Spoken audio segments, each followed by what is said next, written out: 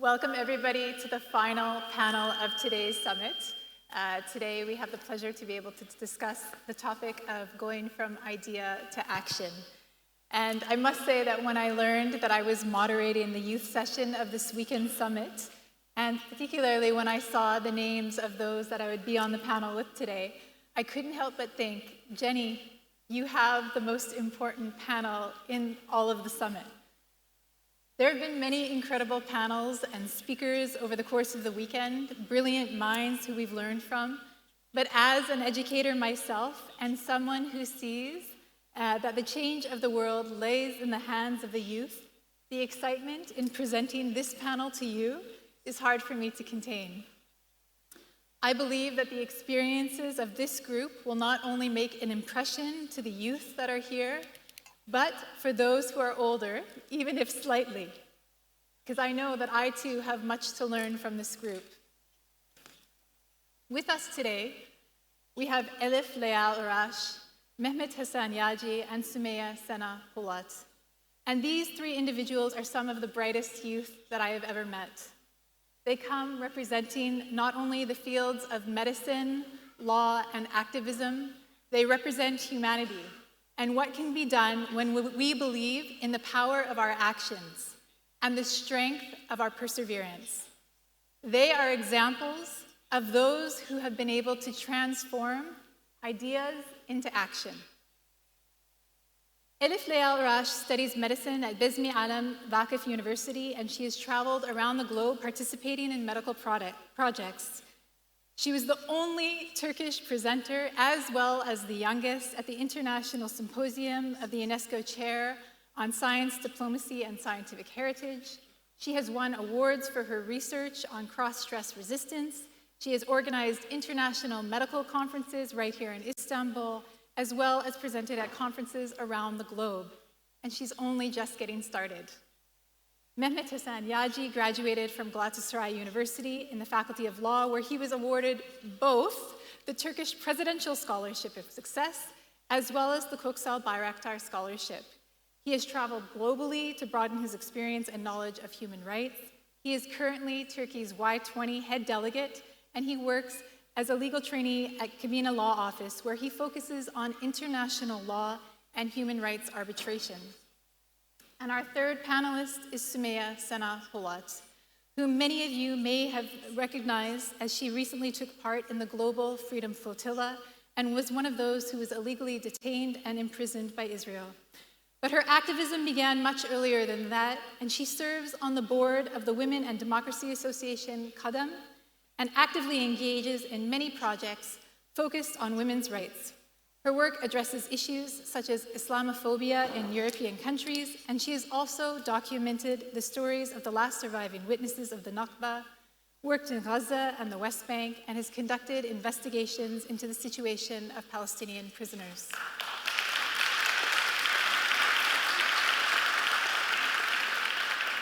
So just as I have had the ability and the pleasure to learn more about them and their incredible accomplishments, I can say with full certainty that they are not just here to inspire the youth or future generations. They are here to inspire all of us, even those older than themselves, to reawaken the passion in all of us and to remind us that our age really is irrelevant. And over the next hour, I believe their stories will show us how to go from passive observers into people of change, as well as to remind us that our voices, the voices of humanity, when used for a common goal, can bring significant change. So with that, let's begin by starting with Elif. I've structured individual questions for each of you. Elif, it is clear to us that you are an exceptional young woman who's already achieved incredible milestones, and we know you're only just beginning. There are many students who pursue education and medicine, but you have been able to distinguish yourself, both by your achievements and by your way of thinking. Can you please share with us the unique choices that you've made and the tools you've implemented that changed the trajectory of your education and success? Well, thank you, Jenny. To be able to understand and answer this question, I need to take you back a few years ago. I was alone in the the laboratory, extremely tired, couldn't wait to go home. And it was the very last, and all the cells that I investigated that day were dead. And I took the very last slide, put it under the microscope, and I was praying so hard that I see even a tiny sign of life, because otherwise my experiment could have been a complete spectacular failure. But I put the slide and I was looking through the microscope. It's impossible for me to describe how I was feeling at that moment. But before I explain why, I need to give you a little bit of context. So it was the biggest research project of my life, and I was studying a phenomenon called cross-stress resistance. It's a phenomenon first discovered in plants, and basically, if a plant, a flower, for example, is exposed to high heat, extreme temperature, it dies. If a flower is exposed to heavy metals from soil, it dies. But when it's exposed to two of them at the same time, it survives. Sometimes, under certain conditions, and that's what I was experimenting. And what I saw that day under the microscope changed the trajectory of my life. But the very last cell that I saw that day was a healthy, functioning unicellular organism, even though I exposed it to multiple stressors at once. High temperature, acid, heavy metals, it was alive.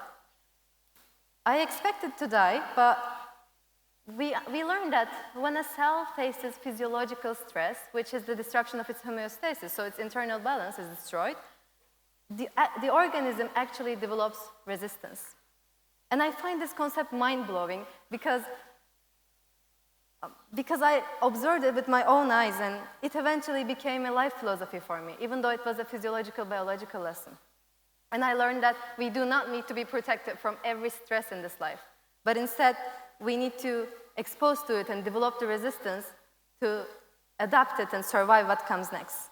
So the pressure we feel today is not breaking us down, but actually it's building our immunity. And this is how I learned resilience from a single cell. This is how I learned that life finds a way. And I have 3 tools in total. You asked me about my tools, and I have 2 more to go. The second tool that I chose is identity. And for me, it looks like a very simple sunflower seed, like this. I remember a very distinct night in Jordan. It was during my first internship. I was 19, and we were sitting by the campfire in the desert with my friends from all around the world. And we were having this sunflower seeds, and back in home in Istanbul here, it's like a daily ritual that we have it every afternoon with a glass of Turkish tea, with my family, and chatting about our day. It's like a daily ritual. But that night in Jordan, I was shocked to see that my European friends didn't know how to crack the shells, like they didn't know this technique. And of course we laughed. It was so funny to see this. But anyways, one of my friends from Belgium, he was very offended that we laughed at him. And he told me with an almost blaming voice, "Oh, I didn't know these things were so popular in the Middle East." I paused. I was surprised because many of my Arab friends, they tell me Turkey is where they would go if they want to experience Europe, with the comfort of halal food, of course. So I remember vividly having a breakthrough under that starry night in that desert.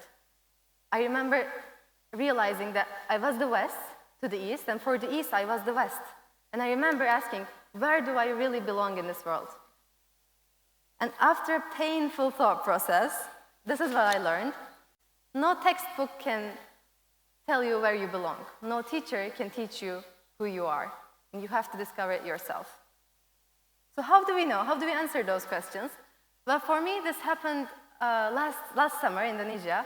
I was a visiting student in the neurosurgery department, and I was invited to make a presentation about my country, about the medical curriculum, and about the healthcare system we have here. And it turned out to be one of the most joyful, most fun presentations I've ever made, because, for example, I told my fellow Indonesian medical student friends that I live in Asia, but my university is in Europe. So every morning, I took the ferry and changed continents just to go to my university. And they were so surprised by that. With a shocked face, they asked me, "Do you need a visa? Do you have to carry your passport every day with you?" They couldn't comprehend that these things exist in the same same city, same country. So it was an unforgettable presentation, not only because it was fun, but also it forced me to see my life here as a medical student in Istanbul through the lenses of another culture. I understand that I am a unique synthesis of different ways of existing in this world. And I understand that my background isn't a crisis, but it's a qualification. Because I am familiar with many nations and many ways of living, it gives me this unique ability to translate not just languages, but cultures and perspectives. My third tool that I choose for myself is action. So I learned not to wait for a degree or a title or a salary to take action, even though the last one would be really nice to have. But it's a habit for me to do things before I'm exactly ready. And you know what was the scariest thing recently, except from speaking here right now? It was organizing an international conference with professors, participants coming all around the world. The story was, I was in Mexico City last year at an international conference. I was invited to deliver my work on Ebu Bekir al-Razi, who was a prominent figure in medical history. And I started studying him after I read his book, Ahlakut Tabib, which is a short book about what moral qualifications a doctor should have. And it's an amazing book, by the way. Like, I highly recommend, even though you're not in the medical field. But anyways, I presented my work here in Istanbul first, and I translated it in English and sent it out to the world, just to see who would be interested in my work. And UNESCO was interested. So I went there after a long scholarship hunt, because if my father were to cover all my travels, I know he would, but my young brothers would sleep hungry at night. So after I find the much-needed support, I went there. There I was, a 20-year-old, only speaker from Turkey, and the youngest person in the whole conference. So I've met incredible people there, professors, ambassadors, UNESCO authorities, and many other incredible people. And I brought them some Turkish coffee as a gift from my culture. And as we were sipping our coffee, I told them, Turkish coffee actually tastes best in the Bosphorus. But in order to truly enjoy it, you need to come to Bosphorus, to Istanbul. So I invited them to my home, and I explained to them why Istanbul is possibly the best city in the whole world to have a scientific heritage conference. And I convinced them that I can initiate the collaboration between different countries, even though there is a 12-hour time difference. I had no idea how to do that. I had no idea even this could work. But there was a voice inside me saying, what if it works? What if I'm not too young? What if I actually can? So just last month, in November 2025, with the contribution of an amazing team, we successfully organized the third International Symposium of UNESCO Chair on Science, Diplomacy, and Scientific Heritage right here in Istanbul. Thank you.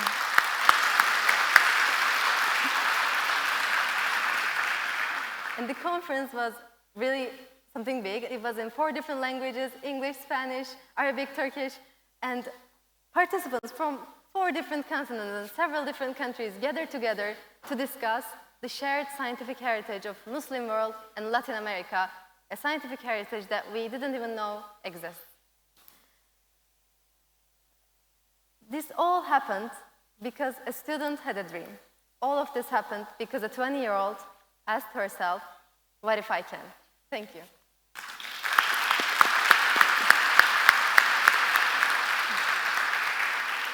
Elif, thank you so much for sharing those powerful stories with us. I hope everyone's taking notes, particularly the fact that our stressors, they don't have to be something that work as a block for us. They can be a catalyst in us to move forward. It's a beautiful messages for us to take with us for today.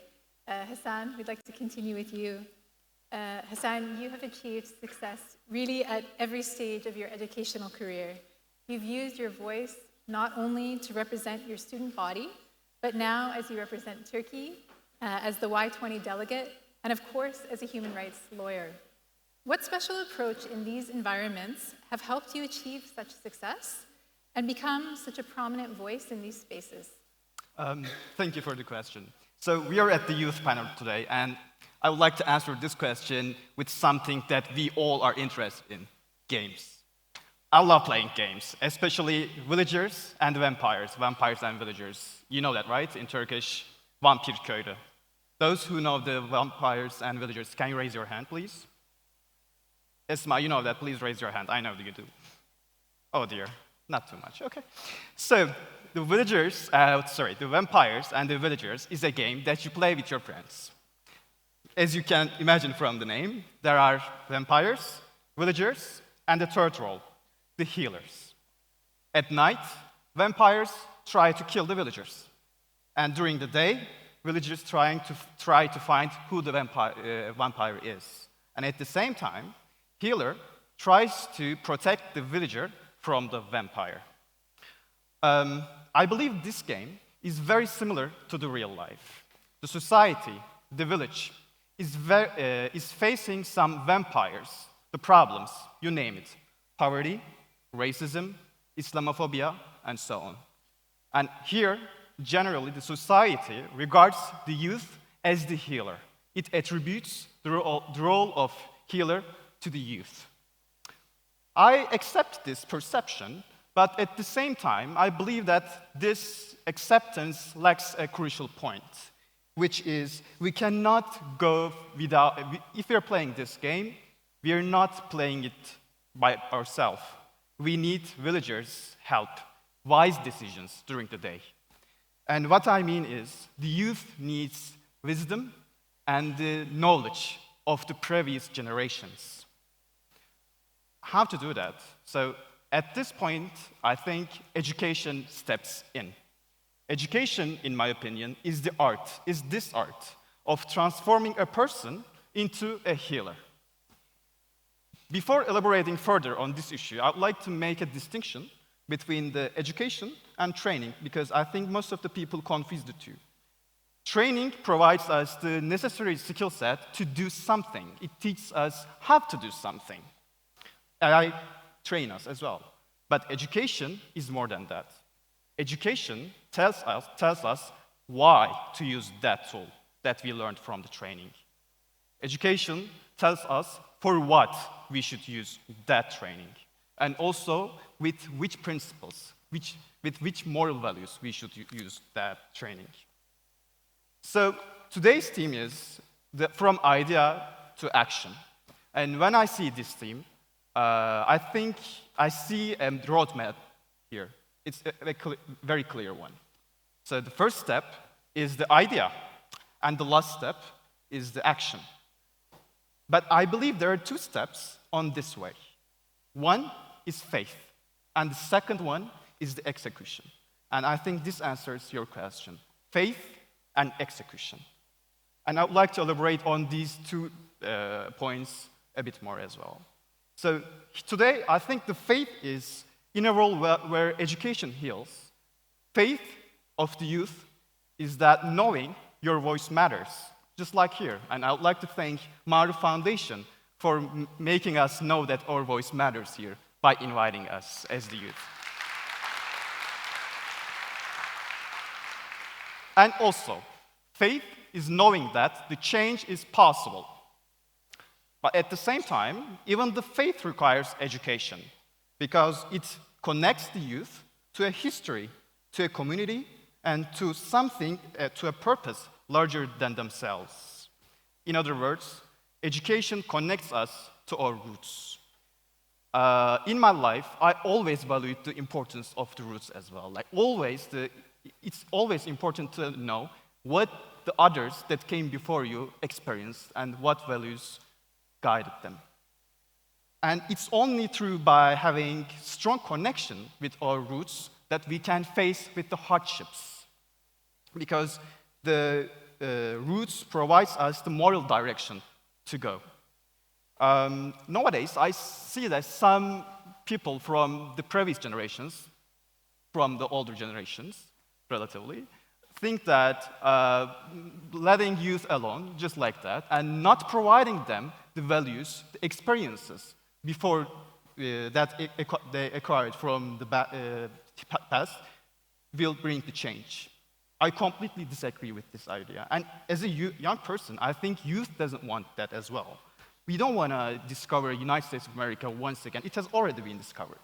We need the guidance of the older generations. And it is very important to listen to their experience in this regard. And just Numan Hocam, just before us, talked about, the roots is important, and if you want to see how important it is, we can just read the history of decolonization. Roots and having a strong connection with the roots is what provides a very good faith for the people that own the land. It's no coincidence that the colonizers are trying to change the narrative by telling people that that land was promised them thousands of years ago, but it's too late.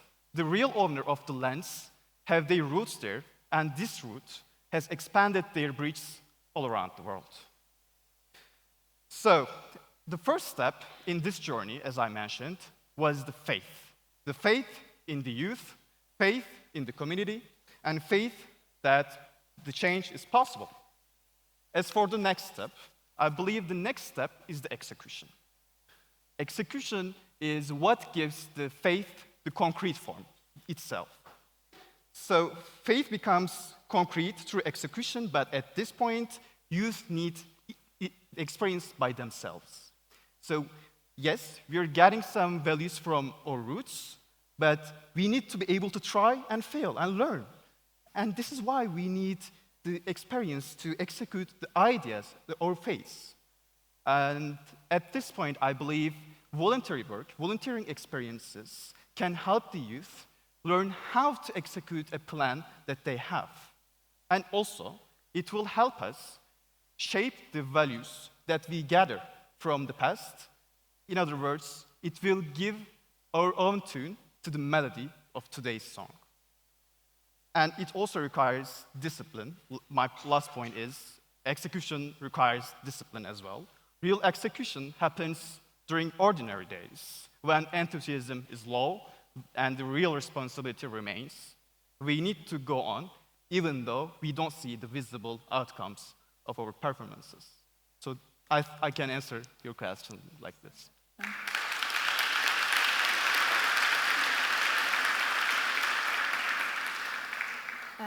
I look forward to the second question, where I'd like to hear a little bit more about some of the points that you've pointed out, but thank you so much for your inclusions today.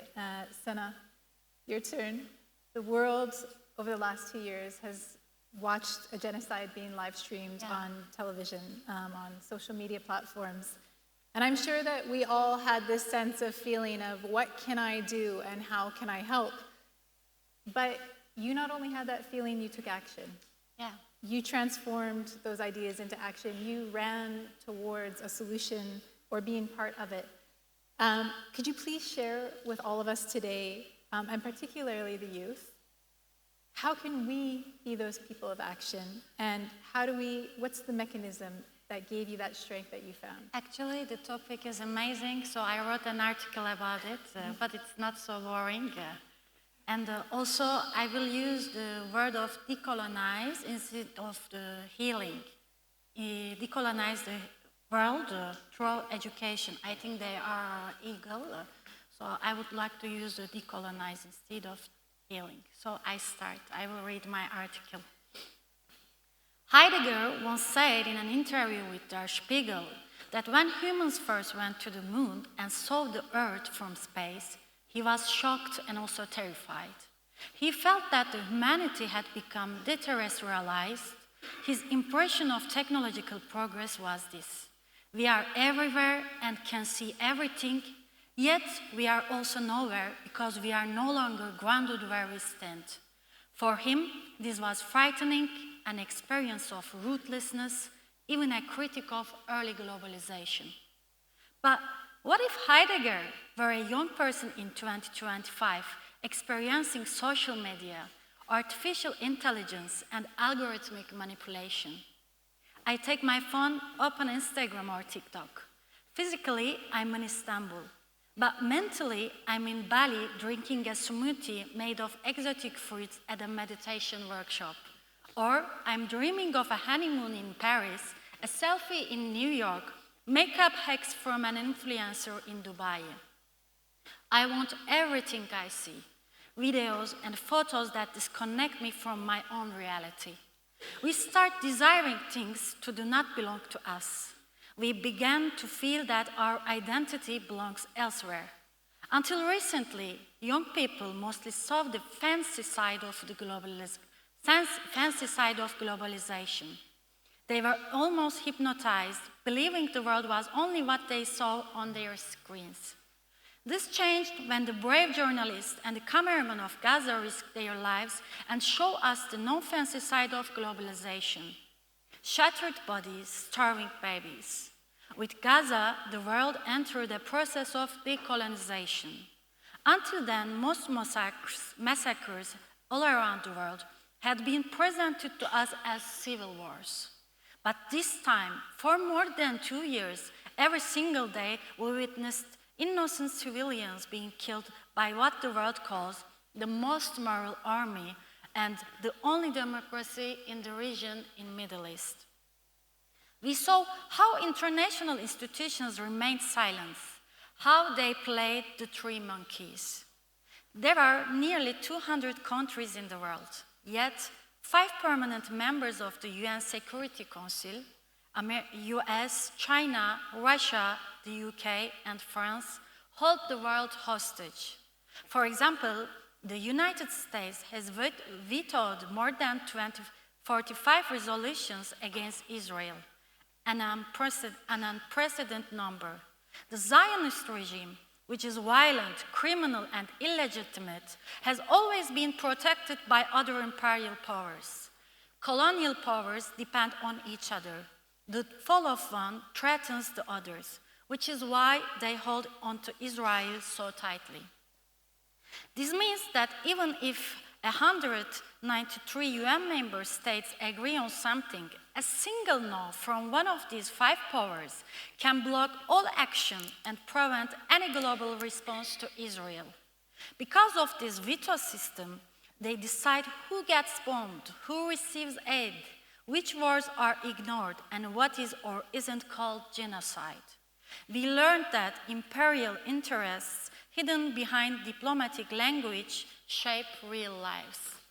Young people saw all of this with their own eyes, and after October 7, one slogan rose from their voices: the world is bigger than 5.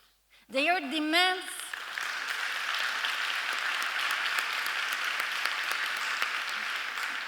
They took my time, it's not my mistake.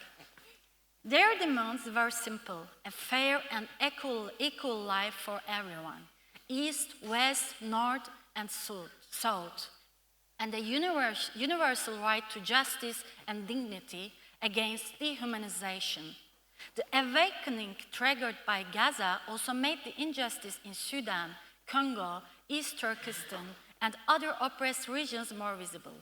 Because of conscious and active use of social media by the youth, the world began to see the non-fancy global reality more clearly. We entered a new era, something similar to the post-Vietnam, post-1968 period, where both civic actions and intellectual movements are rising again.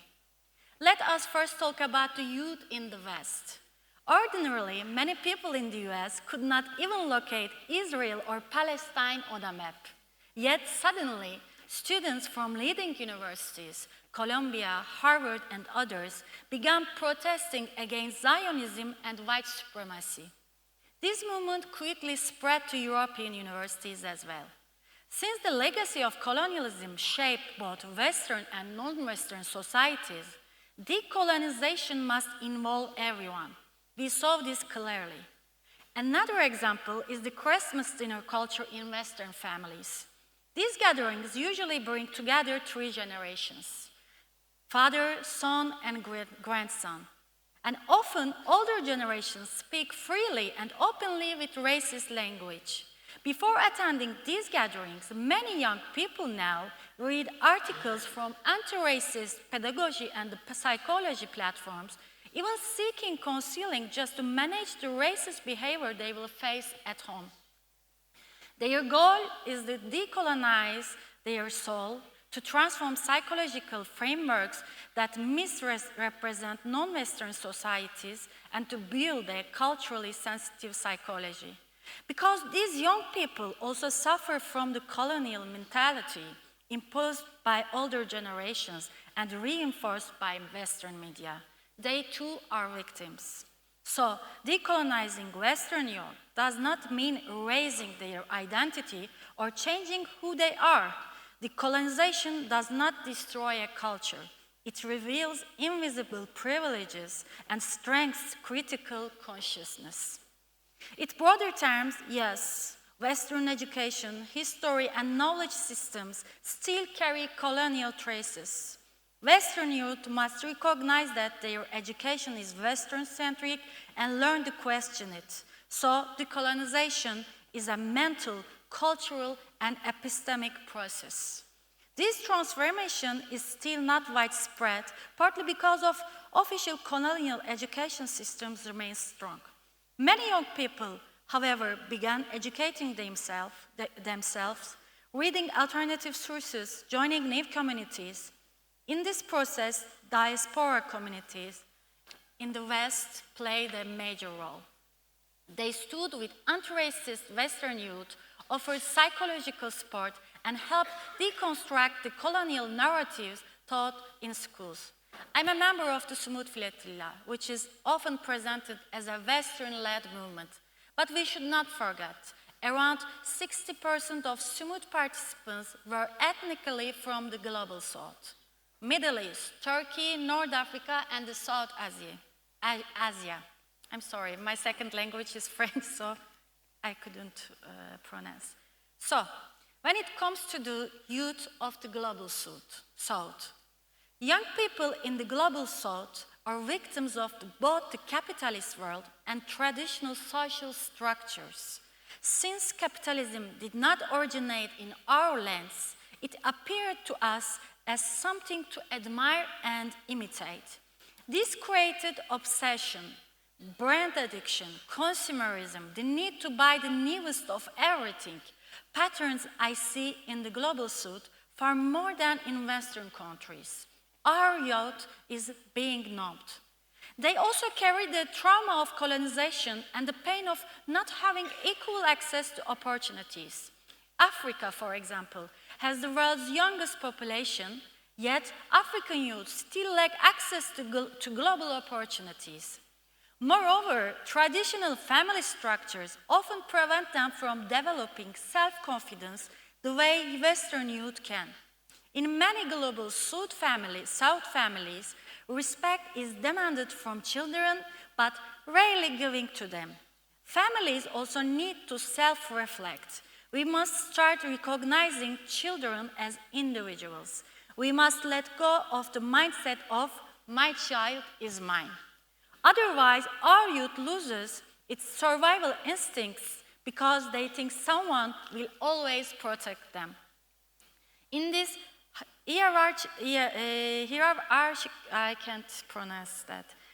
hierarchical structure, young people become lost. Instead of giving them the right to lead, to try, to initiate, we treat them like a mass that must always be controlled. We still struggle to combine experience with dynamism. We do not fully believe that our youth can achieve something, produce projects, or change the world. At least we do not motivate them enough. We should motivate them enough to believe this.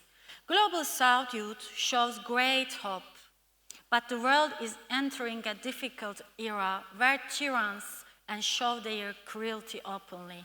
So we must ask ourselves, is our youth ready for this era? Is our education system ready for it? Unfortunately, our education systems are not preparing young people for the struggles ahead. Our youth is not ready to fight. We must strengthen their confidence, dignity, and global awareness. We must equip them with knowledge that goes beyond their own country. Yes, our own history and ancestors are important, but the world today operates through psychological warfare and anti-propaganda. When these young people go to West and hear criticism of their own countries, they cannot respond. They do not know how those same Western powers, while lecturing the global South about democracy and human rights, have colonized other nations. We need an education system that prevents our youth from feeling ashamed of their identity, that keeps them from developing an inferiority complex that doesn't turn them, using a British expression, into coconuts. I once speak with a young Kenyan student who had never heard of Thomas Sankara, one of the founders of Pan-Africanism. Actually, this shocked me. The only reason was the regional limitation of his education system. Appreciating our regional history is important, but not enough. The world is becoming more international, but also more brutal. For our youth to survive, they must learn the history of all Western colonialism. A Turkish youth should know about the Algerian genocide. An African youth should know what happened in Hiroshima. A Kashmiri youth should know about the Native American genocide. An Iraqi youth should understand the apartheid system in South Africa. Let me end with a quote from Thomas Sankara. You cannot carry out fundamental change without a certain amount of madness in courage, in honesty, and in the desire of constantly improve yourself. Thank you so much. Wow.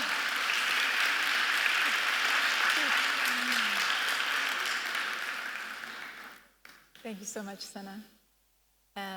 In our second round, we're going to touch on a few of the topics that the youth in front of you have mentioned in their earlier responses. And if your journey sits in a very interesting duality, despite your youth, you rise with incredible success, while also choosing to engage with a world full of crisis and inequality, as all of our panelists here have. How do you hold these two truths together, and how does that shape the actions that you believe young people should take today? Thank you. One thing that my mother told me when I was young that resonated with me for years is that she told me, when the world asks, who's there, you need to say, I'm here, without looking right or left. I'm here.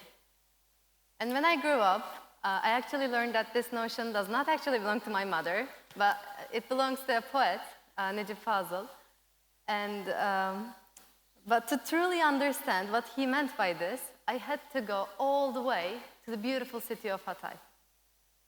So it was a year after the earthquake, what we call the disaster of the century, and the news cycle had already moved on. The cameras were already gone. And I went there with a program for medical students to volunteer to support people living in the container cities. And I went there during a period that was personally so hard for me. I was stressed before going. I was very tired and overwhelmed by a lot of things.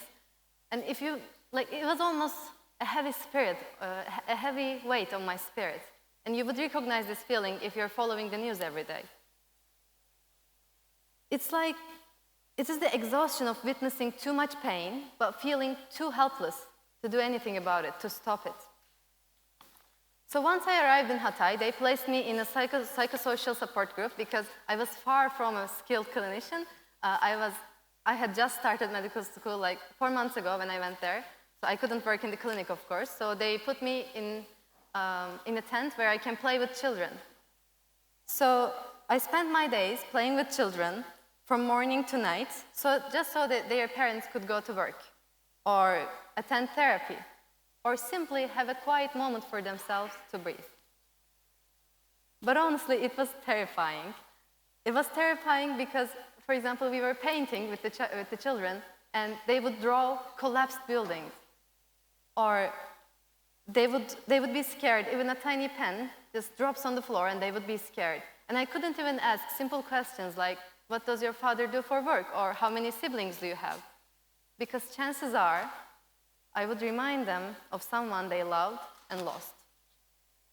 As the day passed, I realized that these children didn't actually need another adult telling them what to do, but instead they needed a big sister, especially the ones that are a little bit older. So I sat there with young girls reaching puberty, and I told them that they should not be afraid of what's going on in their body. I told them that it's normal and it's beautiful. I told them that their body belongs to them, and it's precious, and it's private. And strangely, while I was trying to help them, while I was trying to heal their wounds, they were actually healing my wounds. And in that container city, surrounded by loss, my own exhaustion, my own stress just vanished. Because when you get so close to people, to wounded hearts, you'd realize that your daily struggles become so small. It becomes so tiny that you will feel ashamed even though they were there in the first place. And you really start thinking about what really matters in this world, what's worth doing.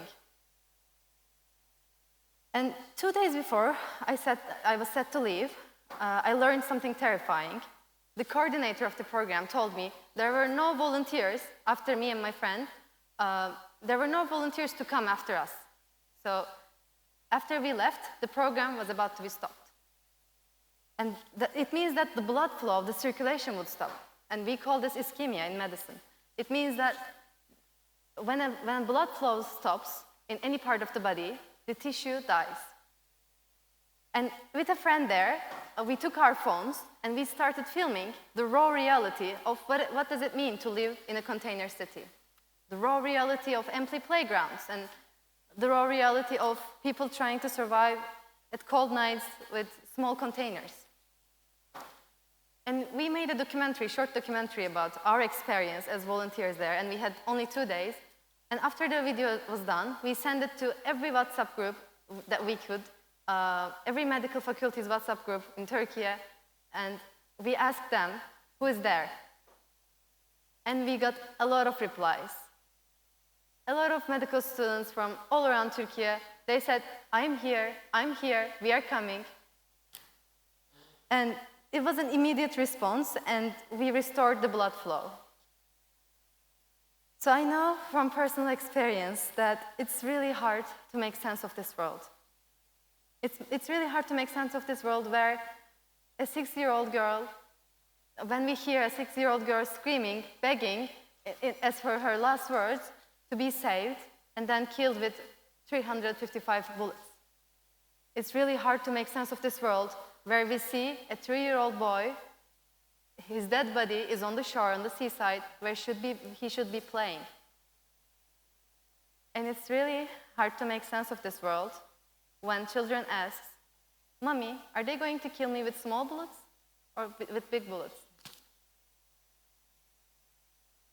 It's hard for me also to comprehend that we have the technology to heal almost any wound, to solve illnesses, to treat them.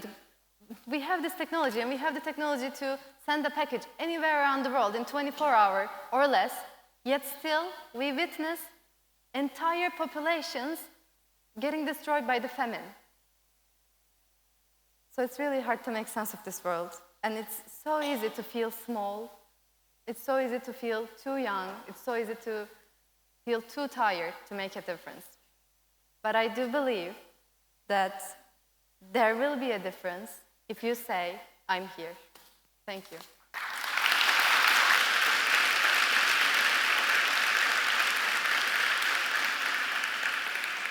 Thank you so much, Elif, and I think that was a perfect example of how an idea can turn into action, that smart thinking in that moment, making sure that the blood flow was not cut off to all of those in need.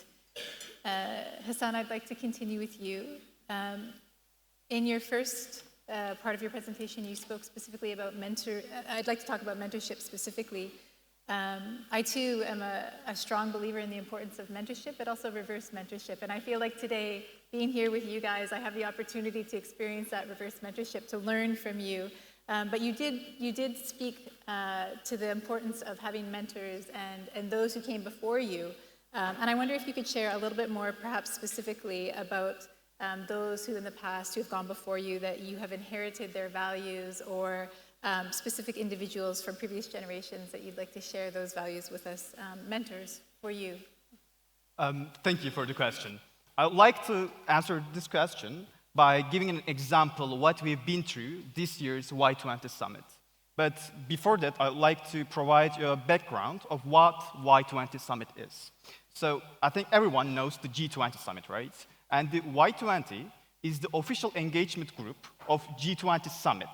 This year, as G20 is held in South Africa, Y20 was held in South Africa as well, just 3 months prior to the G20 summit.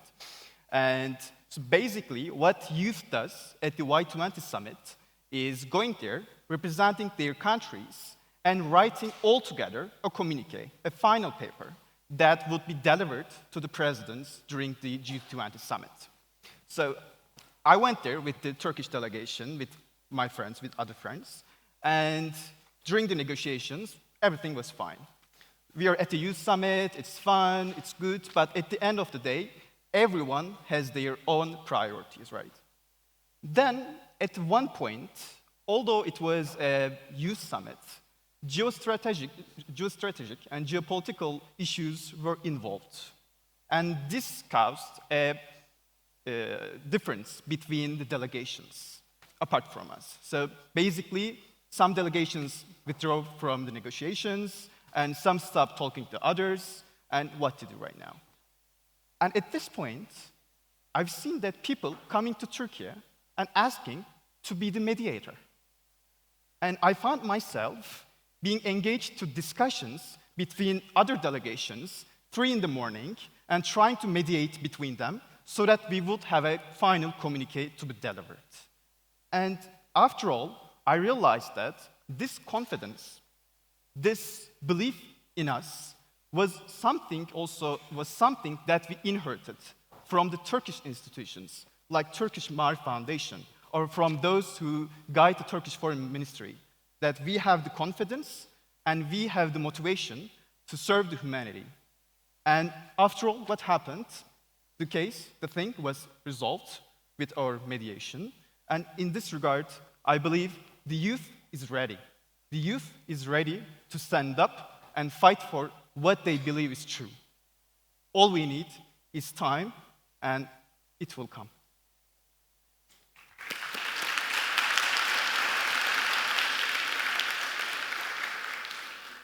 Just keep finding myself so inspired. Thank you so much, Hasan. Our last statement we're going to give to you, Sena. Your work allows you to be able to raise your voice on a regular basis, to share stories of voices that perhaps may go unheard. I'd like to finish today by asking you, what suggestions do you have, not only for the older generations that are here, but for the youth, to make sure that those voices are being raised and heard better at decision-making tables? So actually, you should insist, because the president generations are not so open to give a space to youth, what I think. And also, as individual, I want to give an example from I don't know if I can explain myself well, because it's a chronic story. When Musa was escaping from Pharaoh, and he came just in front of the Red Sea, isn't it? Red Sea. So he said, "My God, please separate to the sea on 2 so we can pass. Otherwise, Pharaoh will kill us." And after God said, hit your 2, asa in Turkish, 3 times on the ground. But why? The most powerful one was waiting a kind of action from a very small human. So we should move on. It's nothing. Maybe it will take 30 seconds. Hitting 3 times 2 on the ground. Just 30 seconds. But God is waiting it from us. So moving, it should be always, and we should not give the responsibility to others. Because for me, it's not activism. Activism, it's being moved, but you can act to somewhere good or somewhere bad. So I would like to say to that, taking a responsibility for human dignity, for everyone. Not only for someone from far away, but also for you, and also for my mother, and also for my friends. So keep going on. Don't listen, never listen others who want to take your motivation, and make it for yourself and the others, because we should accept ourselves as a part of society and the world. If we fall into individualism, so it will be a little bit a lie, because in any case, we are part of the society. What's happening to society, at the end of the day, it will affect also us. So that's what I will say. I didn't know this question. It was perfect. Sorry, it was spontaneous, but it was perfect. I'd like to thank each one of you again for coming and sharing your thoughtful answers, your wisdom at such a young age, and your experience. And I think that we all here today have learned that while this panel here truly is exceptional, they aren't exceptions. And that with all of these topics, these keywords, these tools that they've shared with us today, things like remembering our identity, taking action, implementation, resilience, making sure that we pay attention to our education and to those who have come before us, that with that hard work, with that dedication, combined with bravery and of course resilience, that our ideas truly can transform into what you've seen today, into action. Something now that we all here await for you guys to do. Thank you.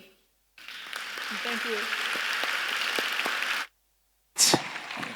Wow, what an amazing discussion. You guys are super impressive. One more round of applause for them, please. From the way youth respond to important issues like imperialism, today's imperialism, to understated topics like how plants respond to stress. It's such an important topic. They're the basis of all food on earth. If plants all die, we die. So thank you so much for that. And of course, the moderator, you did a fantastic job. Thank you as well. All right, stay right here. We'd like to invite board member of trustee, Mr. Hasan Arslan, to come and give these wonderful panelists, as well as the moderator, a token of appreciation. Mr. Arslan, are you here? Oh, there he is. So, if you will, panelists.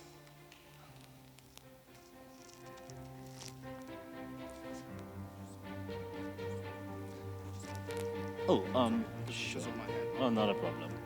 But you there you go. In a rush to leave, huh?